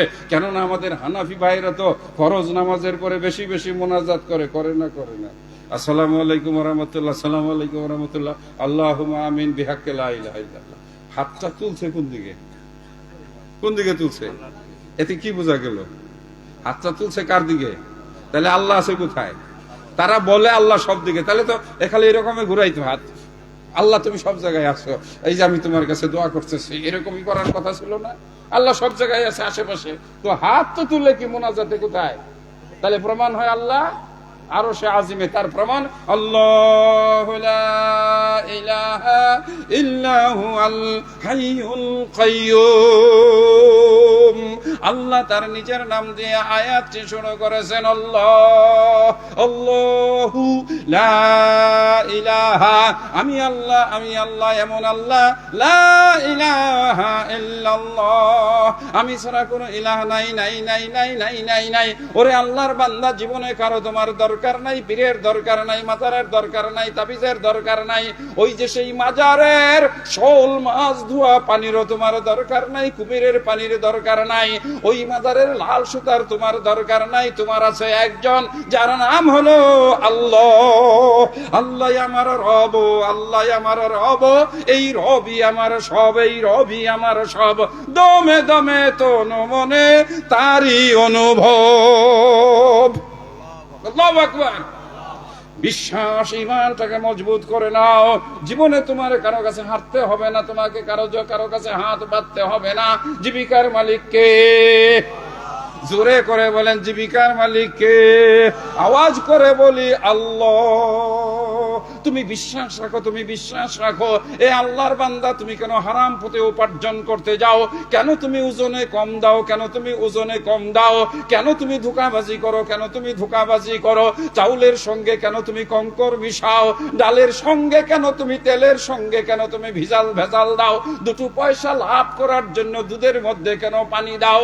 ওরে আল্লাহর বান্দা, দুটো জীবিকার জন্য তো কেন তুমি অবৈধ উপায়ে উপার্জন করো? তুমি যদি মুমিন হও, তুমি যদি ইমানদার হও, তাহলে এটা তুমি বিশ্বাস রাখো, তোমাকে বানানোর আগে 1 বছর নয়, 2 বছর নয়, তোমাকে সৃষ্টি করার আগে 10,000 বছর নয়, 20,000 বছর নয়, বলা হয়ে থাকে 50,000 বছর আগে আল্লাহ পাক তোমার জীবিকার বন্দোবস্ত করেছে। জোরে বলি না সুবহানাল্লাহ। আপনার আমার জন্য যদি আল্লাহ পাক খাবারের বন্দোবস্ত করে থাকে, আমার আপনার তাহলে ধান্দাবাজি করার কোনো দরকার আছে? আমার আপনার কাজ কোনটা? আল্লাহ সেটাও কোরআন মাজিদে বলেছে, আকিমিস সালাত, তুমি ভালো করে নামাজটা আদায় করো, নামাজটাকে আদায় করো, সালাতটাকে আদায় করো। দুর্ভাগ্য, বাংলাদেশে এই সালাতটাকেও ভেজাল দিয়া নষ্ট করে ফেলছে। যেখানে আল্লাহর রাসূল আমাদের নামাজ শিখিয়েছেন নিয়ত হবে মনে মনে, বাংলাদেশে সেইখানে আলেমরা বানাইছে না মনে মনে বললে হবে না, শব্দ করে বলতে হবে, নাওয়াইতু আন উসাল্লিয়া লিল্লাহি তাআলা আরবা রাকাতিন সালাতি যুহরি ফারিজাতাম মিনাল্লাহ, কি কি জানি বলে, আমার এটা ভালো করে মুখস্থ নাই। বিভিন্ন নামাজের বিভিন্ন দোয়া মুখস্থ করতে গিয়ে ভ্যান চালক, রিকশা চালক, অটো চালক বলে নামাজ পড়ি না তাই ভালো। এত দোয়া মুখস্থ করা এটা কি সম্ভব? কথা বলেন ঠিক কিনা? নিয়ত, আমরা এখানে বসেছি নিয়ত করতে বলেছি, আমরা সহি কথা শুনবো, সহি কথা মানবো, সহি ভাবে চলবো, সহি আকীদা ধারণ করব, নবীর দেখানো তরিকা অনুযায়ী চলবো। এই নিয়তে আমরা কথা শুনবো, এই নিয়তে আমরা কথা জানবো এবং সেই কথাগুলো মানবো। এটাই আমাদের মনে মনে কি ছিল? নিয়ত। আমরা এখানে এসে বসেছি। সম্মানিত ভাইয়ের আমার, নামাজের ভিতরে বেদাত ঢুকানো হয়েছে। যেমন ওই যে সেই নাওয়াইতুন নামে এক বেদাত, যেটা রাসূল সাল্লাল্লাহু আলাইহি সাল্লাম পড়েন নাই, না সাহাবায়ে কেরামগণ পড়েছেন, না ইমাম আবু হানিফা রাহিমাহুল্লাহ পড়েছে, না 4 ইমামের কোন ইমাম পড়েছে, ইমাম শাফি, ইমাম মালিক, ইমাম আহমদ বিন হাম্বল, কেউ তারা এই নাওয়াইতু আন উসাল্লিয়া বলে কোন নামাজের নিয়ত করে নাই, না নাওয়াইতু আন আসুমা খাদান বলে তারা কেউ রোজার নিয়ত করে নাই। এইভাবে আমাদেরকে নাওয়াইতুন শিখিয়ে এক বেদাতের মধ্যে নিক্ষেপ করা হয়েছে। আল্লাহর নবী বলেছেন, তুমি কিবলামুখী হয়ে বলবে, মান সাল্লা সালাতানা ওয়াস্তাকবালা কিবলাতানা ওয়া আকালা যাবিহাতানা ফাযালিকাল মুসলিমুল্লাযী জিম্মাতুল্লাহি আলাইহি। আল্লাহর নবী বলেন, যেই ব্যক্তি আমার কিবলার দিকে ফিরে নামাজ পড়বে, যেই ব্যক্তি আমার হালাল পশু জবাই করা খাবে, যেই ব্যক্তি আমার তরিকা অনুযায়ী, আমার পদ্ধতি অনুযায়ী নামাজ পড়বে, আল্লাহ তার জিম্মাদার হয়ে যাবেন। আল্লাহর নবীর শেখানো পদ্ধতি, এই পদ্ধতিকে আমরা বাদ দিয়ে নামাজের মুসাল্লা পবিত্র করার জন্য সেখানে আর একটা বেদাত ঢুকিয়েছে, যেটা হলো ইন্নী ওয়াজ্জাহতু ওয়াজহিয়া লিল্লাযী ফাতারাস সামাওয়াতি ওয়াল আরদি হানিফা ওয়া মা আনা মিনাল মুশরিকিন। এটা হলো সানা, আল্লাহু আকবার বলে হাত বাঁধার পরে যেটা পড়তে হয়, এইটাকে আমরা জায়নামাজ পরিষ্কার করার জায়গায় নিয়ে এসেছি। সম্মানিত দিনী ভাইরা, কথাগুলো শুনতে হবে, মানতে হবে, জানতে হবে। কেননা আল্লাহর কাছে পৌঁছতে হলে, আল্লাহর সাক্ষাৎ পেতে হলে আপনাকে নবীর তরিকা অনুযায়ী সালাত আদায় করে যেতে হবে। রাগ করলে চলবে না, বিরক্ত হলে চলবে না, আমার বলে কিছু নাই, এটা আমার সমাজে নাই, আমার জামাতে নাই, আমার মাযহাবে নাই, না না না, এটা মাযহাব নিয়ে অহংকার করার কিছু নাই। আপনার নামাজ নবীর তরিকা অনুযায়ী হয়েছে কিনা, এটাই চূড়ান্ত কথা। আপনার আকীদা নবীর শেখানো আকীদার মতো হয়েছে কিনা। আপনাকে যদি কেউ বলে আল্লাহ রাব্বুল আলামিন কুতুবদের পরামর্শ নিয়ে চলে, জোরে করে আওয়াজ করে কি বলবেন? জোরে বলুন নাউযুবিল্লাহ। আমাদের দেশে বলা হয় কুতুবদের পরামর্শ নিয়ে আল্লাহ নাকি দুনিয়া চালায়। আস্তাগফিরুল্লাহ। জোরে বলেন নাউযুবিল্লাহ। বাংলাদেশের কুতুবরা বৃহস্পতিবার রাতে চলে যায় আফ্রিকার জঙ্গলে, সৌদি আরবের মক্কায় যায় না, মদিনায় যায় না। আমার কাছে কেমন জানি সন্দেহ লাগে, ব্যাপারটা কি রকম জানি মনে হয়। আপনাদের কাছে কি মনে হয়? উলিয়ারা যাবে মক্কায় অথবা মদিনায়, কথা বলেন ঠিক না বেঠিক? কুতুবরা ওলিদের উপরের দরজার লোক যারা, এরা কেন আফ্রিকার জঙ্গলে যাবে? হ্যাঁ, শয়তান থাকে, সে তাই যায়। একবার ভালো কথা কইছেন। হ্যাঁ, আবার আল্লাহ বলে চলে তাদের কথা মতে। নাউযুবিল্লাহ। এইভাবে বাংলাদেশে আমাদের ঈমানকে, আমাদের আকীদাকে, আমাদের বিশ্বাসকে চূর্ণ বিচূর্ণ করে দিয়েছে। আমাদের মসজিদের ইমামরা তাবিজ বিক্রি করে, আর আমাদের মুসল্লিরা সেই তাবিজের উপর বিশ্বাস করে। আল্লাহর নবী বলেন, মান তাআল্লাকা তামিমাতান ফাকাদ আশরাকা। বাংলাদেশের আলেমরা শিরক বুঝে না, মসজিদের মধ্যে মাজার বানিয়ে সেই মাজারে গিলাফ দেয়, সেই মাজারের সামনে তারা সাজদা দেয়। মসজিদগুলোকে সাজদার জায়গা, ওই সেই কুফরি করার, শিরক করার জায়গায় পরিণত করেছে। অথচ আল্লাহ রাব্বুল আলামিন স্পষ্ট করে বলে দিয়েছেন, ওয়া মান ইউশরিক বিল্লাহি ফাকাদ হারামাল্লাহু আলাইহিল জান্নাহ, যারা শিরক করবে আল্লাহ পাক তাদের উপরে জান্নাত হারাম করে দিয়েছেন। আর আল্লাহ নিজে বলেছেন আল্লাহ কখনো কোন শিরককারীকে ক্ষমা করবে না।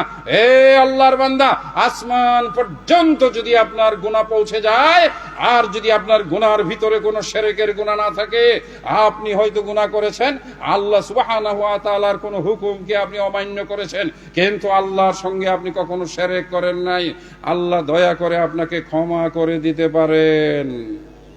কিন্তু আপনি আসমান ভরা নেকি করেছেন।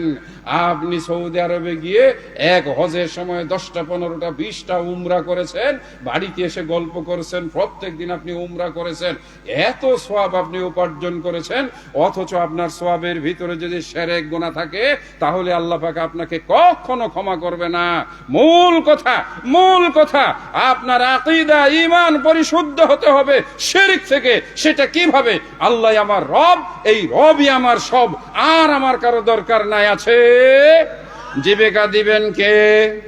জোরে বলবেন, কথাগুলোর জবাব দিবেন। সন্তান দিবেন কে? আমার আপনার সুখ শান্তি দিবেন কে? স্বামী স্ত্রীর ভিতরে ভালোবাসা তৈরি করে দেবেন কে? আমার অসুখ ভালো করবেন কে? আমার কারো কাছে যাওয়ার দরকার নাই। এটাই লা ইলাহা ইল্লাল্লাহর অর্থ। লা ইলাহা নাই নাই নাই নাই নাই নাই, আমার কোনো মাবুদ নাই, আমার কোনো সাহায্যকারী নাই, আমার কারো দরকার নাই। আমি কারো কাছে যাব না, কারো কাছে চাইবো না, কারো কাছে বলবো না। আমি যার কাছে যাব, যার কাছে চাইবো, যাকে বলবো আমার দুঃখ বেদনার কথা। এ যুবক, আমি তোমাকে বলে যাই, গভীর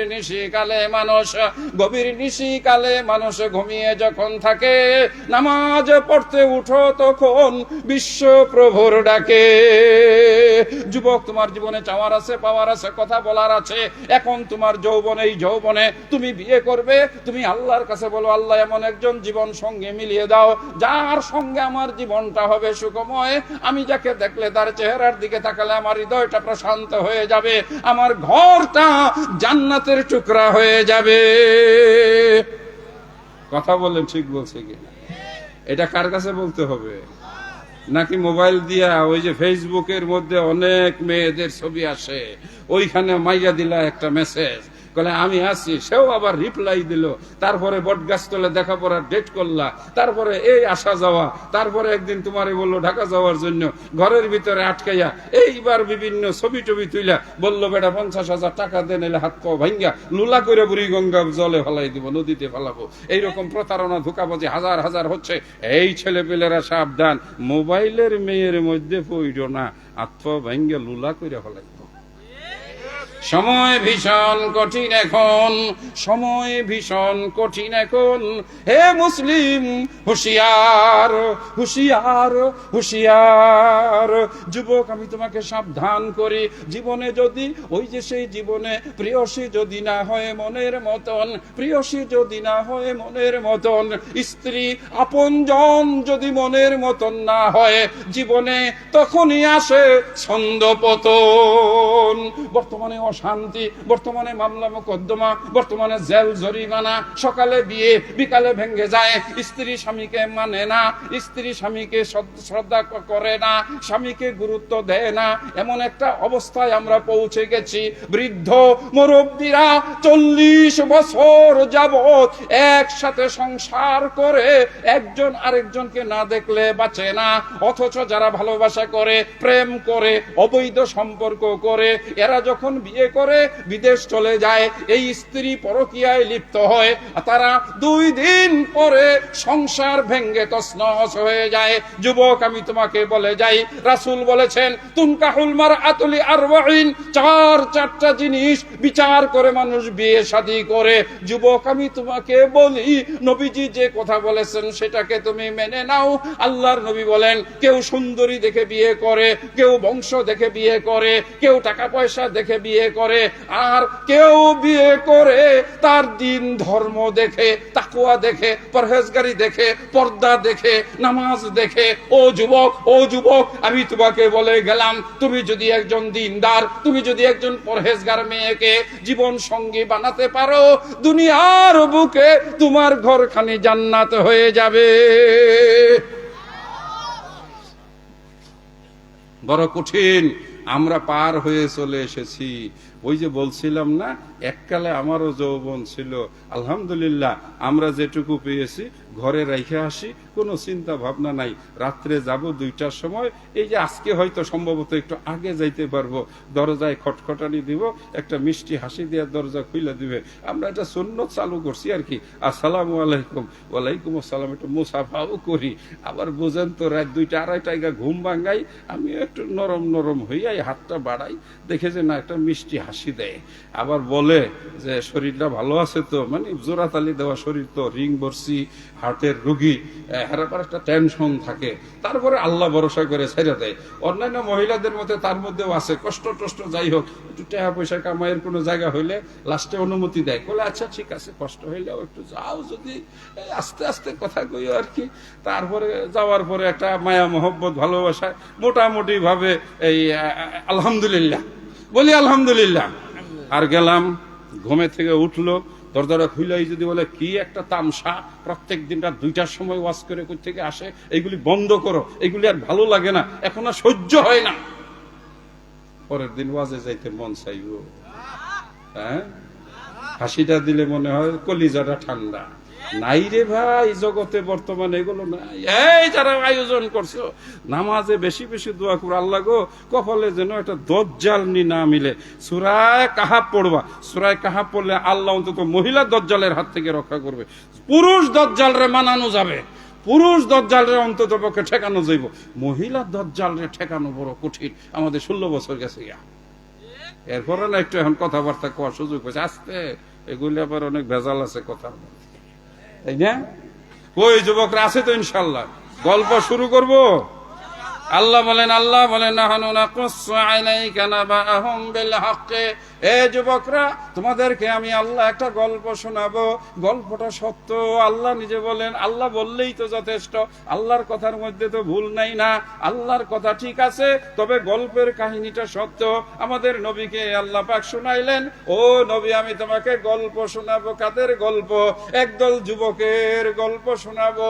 যুবক রে, নবীজিও একটি গল্প শুনিয়েছেন। 3 যুবক বের হয়েছিল, রাস্তা যাওয়ার সময় বৃষ্টি নামলো, একটা পাহাড়ের গুহায় গিয়ে তারা আশ্রয় নিল। এখানেও গুহা, আরো গুহা অনেকগুলো আছে।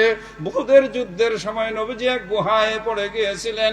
খন্দকের যুদ্ধ খনন করার সময় একটা বড়, বিরাট বড় একটা পাথর পড়ে গিয়েছিল, নবীজি যেটাকে ভেঙ্গে উঠিয়েছিলেন ওটাও একটা গুহা হয়ে গিয়েছিল। গুহার গল্প, নবীজি যেই জায়গায় তিনি কোরআন পেয়েছিলেন, যে পাহাড়ের উপরে, যেই পাহাড়টাকে কি পাহাড় বলা হয়? জাবালে নূর, অর্থাৎ সেই পাহাড়ে, সেখানেও একটা গুহা ছিল। আল্লাহ সেই গুহা পর্যন্ত আমাকে উঠার মতো সুযোগ দিয়েছিল। নবীজি মক্কা থেকে মদিনায় হিজরত করলেন। যেই রাত্রে তিনি মক্কা থেকে মদিনায় হিজরত করার জন্য বের হইলেন, উনি ওই রাত্রে শত্রুদের হাত থেকে বাঁচার জন্য, রক্ষা পাওয়ার জন্য একটা পাহাড়ের গুহায় গিয়ে আশ্রয় গ্রহণ করেছিলেন। সবগুলোর মধ্যে কিন্তু গুহা আছে, ওয়াজারও কয়েকটা লাগবে, একদিনে সবকিছু ভাঙ্গানো যাবে না, তাই না? হেরা পর্বতের গুহা, সোর পাহাড়ের গুহা, উহুদ পাহাড়ের গুহা, এগুলো নবীজির জীবনের গল্প। আর বনী ইসরাইল সেই জামানার গল্প হলো, 3 ব্যক্তি রওনা হলো, প্রচন্ড বৃষ্টি শুরু হয়ে গেল, একটা পাহাড়ের গুহায় গিয়ে তারা আশ্রয় গ্রহণ করলো। এত বৃষ্টি হলো, আমার চোখে দেখা এমন বৃষ্টি আমি দেখেছি সৌদি আরবে।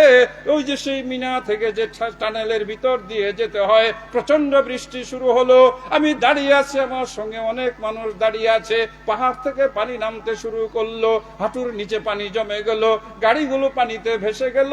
আমরা কোনো মতে একটা জায়গায় দাঁড়ালাম। এমন সময় দেখলাম উপর থেকে, পাহাড়ের উপর থেকে বড় বড় পাথরগুলো বৃষ্টির কারণে সেখান থেকে গড়াইয়া পড়ছে, কোনোটা যেন নিচে পড়ে কিছু জিনিসপত্র ভেঙ্গে ফেলতেছে। আমরা সেখান থেকে সরলাম। সেই দিন মনে হলো নবীজি যে গল্প শুনিয়েছেন, ওই 3 যুবক একটা গুহার ভিতরে গিয়ে ঢুকলেন। এমন সময় উপর থেকে একটা পাথর এসে গুহার মুখটা পূর্ণাঙ্গ বন্ধ হয়ে গেল। 3 যুবক শক্তি দিয়ে চেষ্টা করলো, না না না, পাথর সরে না, পাথর নড়ে না। ইমানের শক্তি বড় শক্তি। ইমানের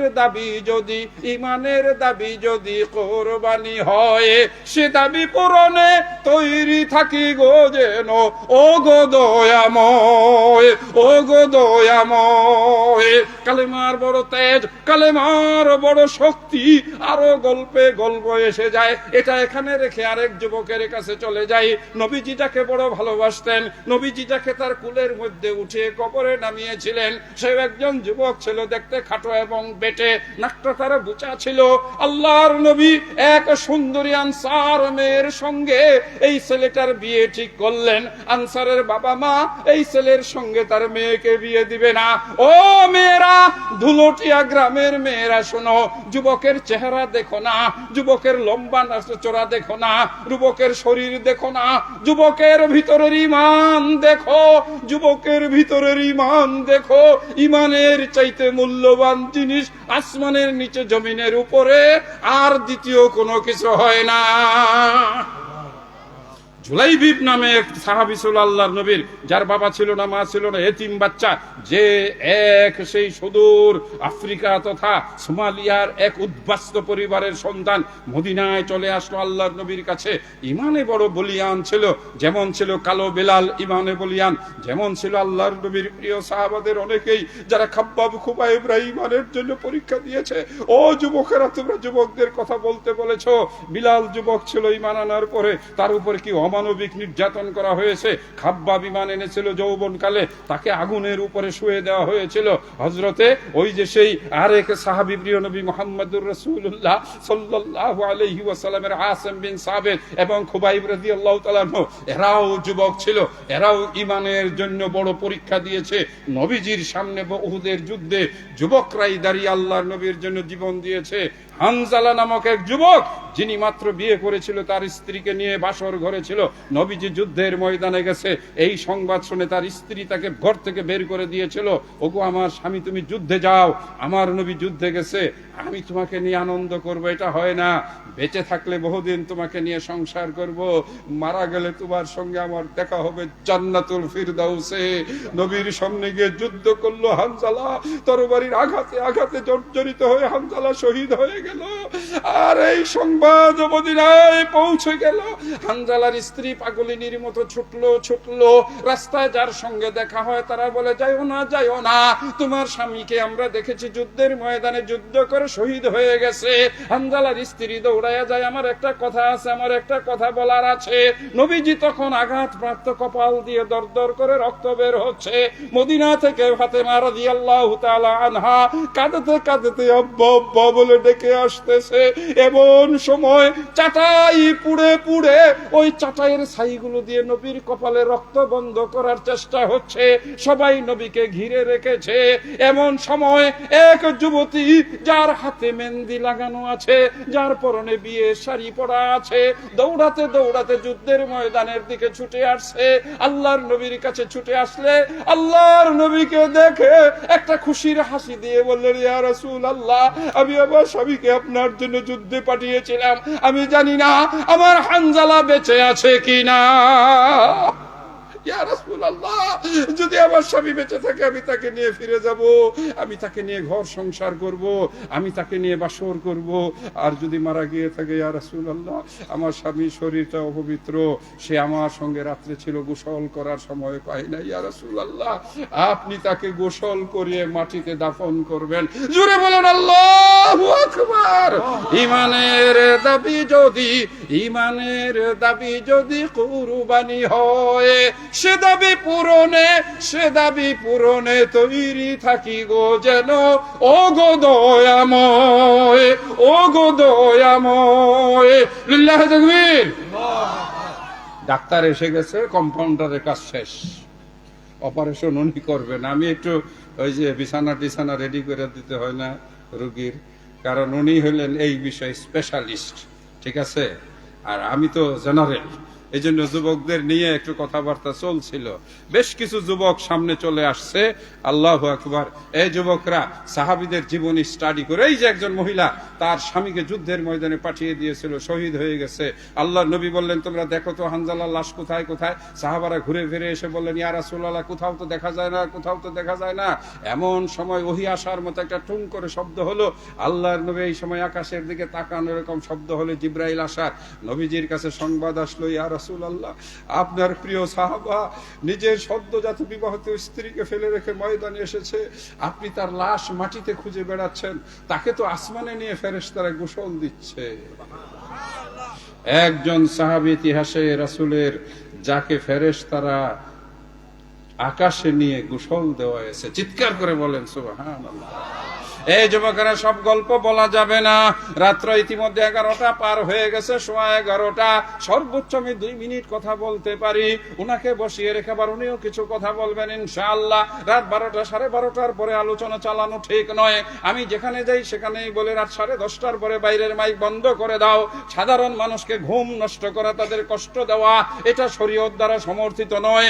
ভিতরে যারা আছেন ইন্টারনাল মাইক দিয়ে কথা বলবেন, শুনবেন।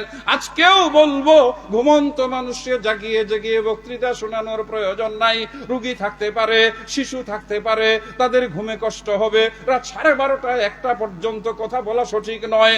এজন্য 1-2 মিনিটের ভিতরে আমার আলোচনা শেষ করে দেব। যুবকরে, আল্লাহ কোরআনে বলে, নাহনু নাকুসসু আলাইকা বিল হাক্কি, নাহনু নাকুসসু আলাইকা নাবাআহুম বিল হাক্কি ইন্নাহুম ফিতয়াতুন। যারা ছিল একদল যুবক, আমানু বিরাব্বিহিম, যারা তাদের রবের উপরে ঈমান এনেছিল, ওয়াজিদনাহুম হুদা। আল্লাহ বলেন, তাদের ঈমানকে আমি বাড়িয়ে দিলাম, আমি তাদেরকে হেদায়েতের পথ দেখালাম, তারা সত্য সঠিক পথের আছে অনুসারী হলো। বিপদ আসলো, আমার সাহায্যের জন্য তারা দোয়া করলো। আমি তাদেরকে হুকুম করলাম, গুহায় ঢুকে যাও। গুহার ভিতরে তারা প্রবেশ করলো, অতএব তারা গুহার ভিতরে ঘুমিয়ে পড়লো। এক ঘুমে তাদের 309 বছর চলে গেল। আবার সেখান থেকে জাগলো, রাষ্ট্রের অবস্থা পরিবর্তন হলো, ইমানদার শাসক দুনিয়ার বুকে আসলো। এভাবেই দুনিয়াতে পরিবর্তন হয়। জমিনের বুকে কখনো জালেম শাসক আসে, আবার কখনো ইনসাফকারী শাসক আসে, ইমানদার শাসক আসে। আমার রব্বুল আলামিন, আমার আল্লাহ চিরন্তন, চিরমহিয়ান, হুয়াল আউয়ালু ওয়াল আখিরু ওয়াজ জাহিরু ওয়াল বাতিনু। তিনি আছেন, তিনি থাকবেন, তিনি মহান, তিনি মহিয়ান, তিনি হলেন আল্লাহ। ভাইয়ের আমার, ঈমান, আপনি এটার উপরে ইস্তেকামত, দৃঢ়তা অবলম্বন করবেন। যুবক, আল্লাহর উপরে ভরসা করে কাজে যাও। আল্লাহ তোমার সাহায্যকারী, বিশ্বাস রাখো। বিশ্বাসের দুর্বলতার কারণে তুমি পাও না, জীবনে হতাশা আসে। ইমানদার কখনো হতাশ হতে পারে না। ইন্নামাল মুমিনুনা আল্লাযীনা ইযা যুকিরাল্লাহু ওয়াজিলাত কুলুবুহুম ওয়া ইযা তুলিয়াত আলাইহিম আয়াতুহু যাদাতহুম ঈমানা। ইমানদার যুবকদের ঈমান খালি বাড়তে থাকে। যত বেশি আল্লাহ রাব্বুল আলামিনের উপর বিশ্বাস আসবে, তত বেশি তার ঈমান মজবুত হবে, তত বেশি তার ঈমানের শক্তি বৃদ্ধি হবে। আলহামদুলিল্লাহ, জীবনের অনেক পরীক্ষায় রাস্তাঘাটে চলতে গিয়ে, মানুষের সঙ্গে মিশতে গিয়ে বাবার দোয়া পেয়েছে, আল্লাহর প্রতি ঈমানের সুফল পেয়েছে। আলহামদুলিল্লাহ, যতদিন তিনি বাঁচিয়ে রাখবেন ততদিন আমি তার কথা বলে যাব। যেদিন তিনি বলবেন তোমার কথা বন্ধ, আমিও সেদিন বলবো আমারও দুনিয়ায় থাকার আর দরকার নাই। এটাই মুমিনের জীবন। বাঁচার জন্য আইসিইউতে কোনোদিন যাব না, এটা আমার সন্তানকে নিষেধ করা আছে। দুনিয়াতে বাঁচার জন্য সিঙ্গাপুরে যাব না, বেদিনদের কাছে চিকিৎসার জন্য। ঘরের ভিতরে বসে তাওয়াক্কাল আলাল্লাহ, এটাই বলবো। আল্লাহুম্মা আনতাশ শাফি লা শিফা ইল্লা শিফাউকা শিফাআন লা ইউগাদিরু সাকামা। মরে গেলেও কখনো আমার হাতে তাবিজ বাঁধা হবে না, মরে গেলেও কখনো কোনো মাজারের পানি অথবা কোনো সুতা আসবে না। আমি জানি ওগুলো মিথ্যা, ধোঁকা ধোঁকা ধোঁকা। এই আল্লাহর বান্দারা, যুবকেরা, ঈমান ঈমান ঈমান, সৎ আমল করো আল্লাহর উদ্দেশ্যে, আল্লাহ তোমাকে পাহাড়ের পাথরের নিচে চাপা পড়লে উদ্ধার করবেন। 3 ব্যক্তির ঘটনা শুধু একটা বলে শেষ করব। এক যুবক আজকের বর্তমান সময়ের যুবকদের মতো সুযোগ নিতে চেয়েছিল, মোবাইল ফোনের মধ্যে মেসেজ পাঠাইছিল আই লাভ ইউ, অর্থাৎ আমি তোমাকে চাই, আমি তোমাকে চাই, you are my heart and soul and ফেফরা, গুর্দা কলিজা, তুমি আমার একবারে সবকিছু, মানে কলিজা ফেফরা যা আছে সব মিছা কথা, ভুয়া কথা। ছেলেরা কেউ বিশ্বাস করবে না যদি খালি বলে you are my heart. Heart বুঝেন তো ইংরেজি শব্দ, মানে হৃদয়, বলে হার্ট, সোল, হৃদয়, এরপরে ওই যে সেই কিডনি ফিডনি সব এইগুলো বইলা ধোকা দেওয়া। এই মেয়েরা ছেলেদের মোবাইল পেয়ে তো গলে যেও না, ভালোবাসার নামে নিজেকে উজাড় করে দিও না। দেখো এই যুবক তার চাচাতো বোনকে প্রস্তাব দিয়েছিল, টাকার লোভ দেখাইছিল, গরিব ছিল, এক পর্যায়ে মেয়েটা সম্মত হয়েছিল। পাপ কাজে লিপ্ত হওয়ার পূর্ব মুহূর্তে মেয়েটা বলে উঠলো ইত্তাকিল্লাহ, ইত্তাকিল্লাহ, এই যুবক তুমি আল্লাহকে ভয় করো। শেষ কথা যুবক, সব গল্প রয়ে গেল। কত গর্তের আলোচনা সামনে এসেছিল সাজানো, সব গল্পগুলো গর্তের ভিতরেই রেখে গেলাম। নবী সাল্লাল্লাহু আলাইহি সাল্লামের জীবনের গল্প, সৌর পার হেরা পর্বতের গল্প, সৌর পর্বতের গুহার গল্প, উহুদের যুদ্ধের গুহার গল্প, সেগুলো যদি অন্য জায়গায় এসে স্মরণ করিয়ে দিবে, তা না হলে কাছাকাছি একটা মাহফিল আসবে, সেখানে কষ্ট করে চলে যেও। আল্লাহর নবী বলেন, এক যুবক যে তার চাচাতো বোনকে হাতের কাছে পেয়েছিল, পাপ কার্য করার জন্য যখন সে প্রস্তুতি নিল, মেয়েটা বলে উঠলো ইত্তাকিল্লাহ, এ আল্লাহর বান্দা তুমি আল্লাহকে ভয় করো, ওয়ালা তুফজিল খাওয়াতিমা, আমাকে তুমি নষ্ট করে দিও না, আমি গরিব, আমি অসহায়, এই অসহায়ত্বের সুযোগে তুমি আমাকে নষ্ট করে দিও না। ছেলেটা লাফ দিয়ে উঠে পড়লো, সাথে সাথে আসমানের দিকে তাকিয়ে বলল, আল্লাহ আমি তোমাকে ভয় করি, আমি তোমাকে ভয় করি, আমি এই পাপ কাজ থেকে সরে গেলাম।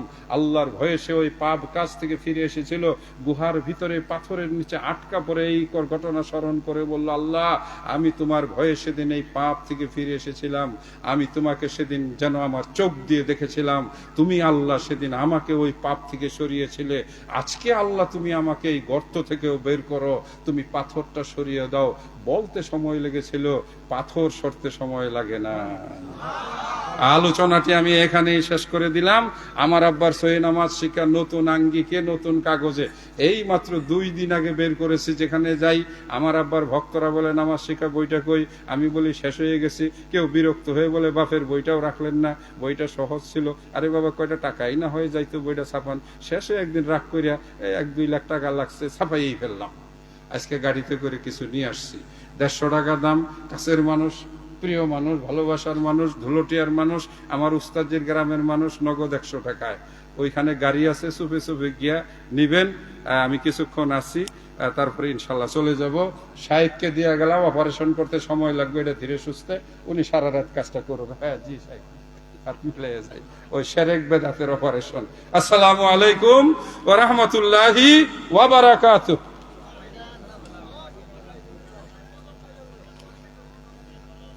আমার